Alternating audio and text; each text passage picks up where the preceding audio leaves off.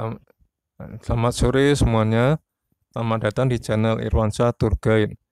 Perkenalkan, nama saya Muhammad Irwansyah. Saya seorang pemerhati sejarah dan seorang pemandu wisata.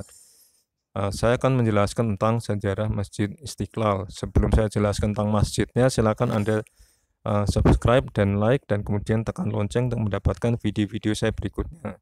Sekarang tentang sejarah Masjid Istiqlal. Anda kalau ke Masjid Istiqlal, sudah pernah belum? Sudah pernah ke Masjid Istiqlal? Jadi Masjid Istiqlal adalah masjid terbesar di Asia Tenggara. Masjid ini mampu menampung sekitar ratusan ribu jemaah pada saat sholat Jumat maupun sholat Idul Adha dan Idul Fitri. Tapi sekarang karena pandemi COVID-19, Masjid Istiqlal ini untuk sementara ditutup kecuali untuk sholat fardu Jumat, ya. Jumat dan juga sholat Idul Adha dan Idul Fitri. Nah, Masjid Istiqlal ini dibangun pada tahun 1961 atas prakarsa Presiden kita yang pertama, Bung Karno. Arsiteknya seorang Batak yang beragama Kristen Protestan bernama Insinyur Frederick Silaban. Setelah memenangkan sayembara merancang Masjid Nasional. Jadi sebelum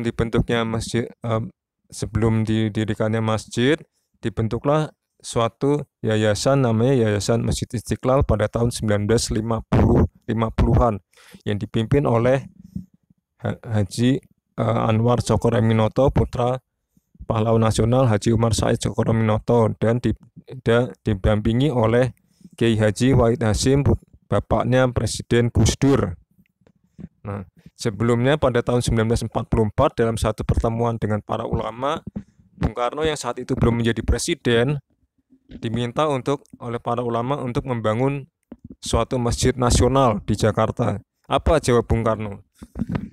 Dan menurut buku yang saya baca di arsitektur masa lalu dalam masa kini arsitektur Indonesia, penerbit Gramedia Utama tahun 2009, di situ dinyatakan bahwa Bung Karno siap bersedia untuk membangun masjid, tapi masjidnya itu bukan dibuat dari struktur kayu, tapi beton.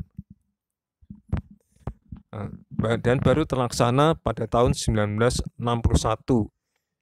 Masjid ini dibangun 1961 dengan pemancangan tiang pertama lebih dulu pada tanggal 24 Agustus 1961.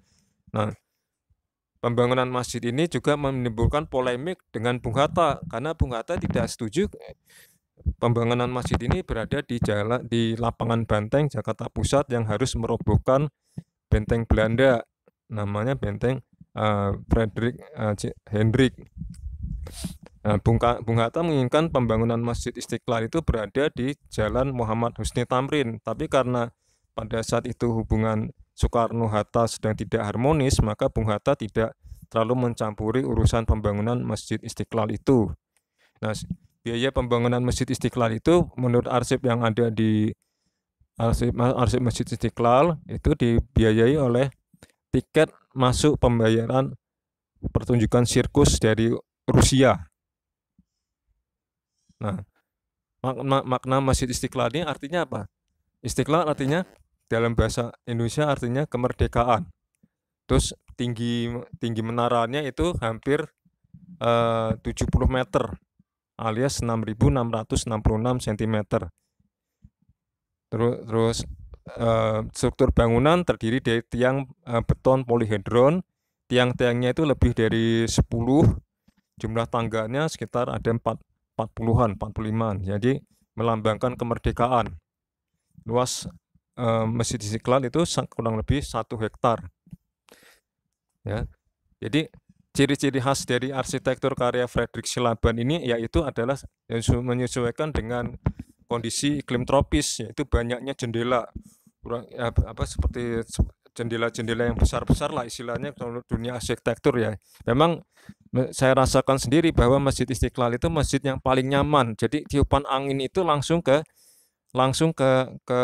dalam masjid dari luar. Jadi melindungi dari sinar matahari gitu.